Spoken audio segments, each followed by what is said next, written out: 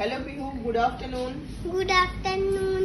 আমাদের পিহু ছোট্ট সোনামণি মালিয়াসে চলে এসেছে বাবুর বাজার থেকে, মানে স্কুল থেকে সোজা এখানে এসেছে।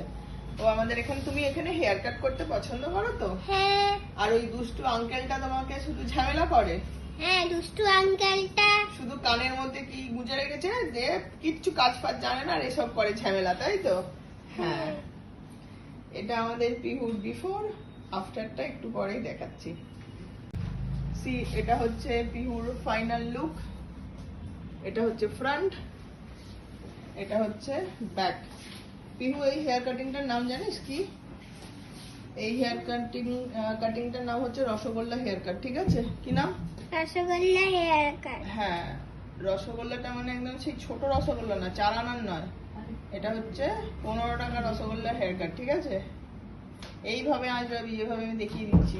ওকে, হ্যাপি তো?